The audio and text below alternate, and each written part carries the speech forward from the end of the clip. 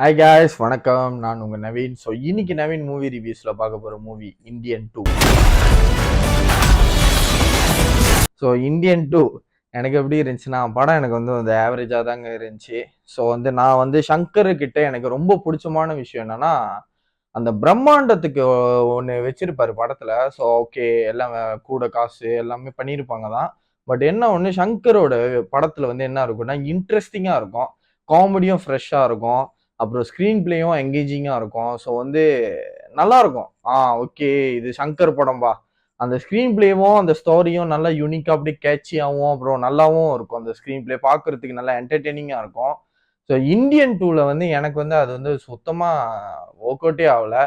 So Indian டூல என்ன ஆகுதுன்னா, ஸ்க்ரீன் பிளே செம்ம சொதப்பலுங்க. ஃபர்ஸ்ட் ஹாஃபும் சரி, செகண்ட் ஹாஃபும் சரி, லேக் படத்துல பயங்கரமாவே இருக்கு. ஸோ லேக் ஃபர்ஸ்ட் ஹாஃப்லயும் செகண்ட் ஹாஃப்லயும் இருக்கு.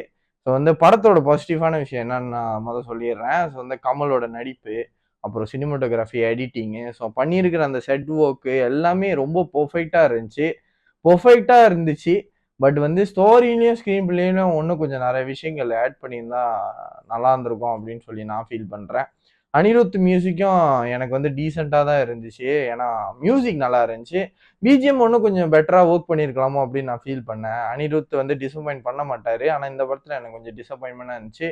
மெயினா சங்கர், உங்ககிட்ட நிறைய எதிர்பார்த்தேன். இந்த மாதிரி ஒரு படம் கொடுப்பீங்கன்னு நான் நினைச்சு கூட பார்க்கல. எனக்கு ரொம்ப நார்மலா தான் இருந்துச்சு படம். ஓகே ஓகே, அதுக்கு மேல போக மாட்டுது. ஸோ இன்டர்வலும் கிளைமேக்ஸும் ஒரு பெருசா ஒரு இம்பேக்ட் கொடுக்குற மாதிரியாவும் கொடுக்கல. அப்புறம் என்ன ஆகுதுன்னா, இதுல ஒரு சீன்லாம் வருது, எமோஷனலான சீனு. நான் ஏஆர் ரஹ்மான் பாட்டு ஐடியூன்ஸ்ல கேட்டுக்கிறேன் அப்படின்னு சொல்லி பிரியா பவானி சங்கர் சொல்றாங்க. எனக்கு அதெல்லாம் நல்ல எமோஷனலா போகுது. என்ன இந்த மாதிரி டைலாக்லாம் வருது, அதெல்லாம் கொஞ்சம் கான்சென்ட்ரேட் பண்ணியிருக்கலாம். நிறைய விஷயங்கள் பண்ணியிருக்கலாம். ஒரு எமோஷனலான கட்ட ட்வீட் போடுறாங்க, ட்வீட் போட்டுலாம் இது பண்றாங்க. எனக்கு அதெல்லாம் எதுவுமே சுத்தமா பிடிக்கல. ஸோ அதெல்லாம் மாத்திருக்கலாம். ஸோ இந்த படத்துல என்ன பாசிட்டிவான விஷயம்னா, லாஸ்டா கொஞ்சம் எங்கேஜிங்கா இருக்கும். கொஞ்சம் அந்த தாத்தாவை சேஸ் பண்ற சீனு, அப்புறம் கடைசியா இந்தியன் 3க்கான ஒரு லீடுக்கான ஒரு ட்ரெய்லர் கொடுத்துருப்பாங்க. அது உண்மையிலேயே நல்லா இருந்துச்சு. மேபி இந்தியன் 3 வந்துச்சுன்னா பிளாஸ்டா இருக்கும்னு சொல்லி நான் ஃபீல் பண்றேன். அவ்வளவுதான் இந்த மூவிக்கு நான் கொடுக்குற ரேட்டிங்.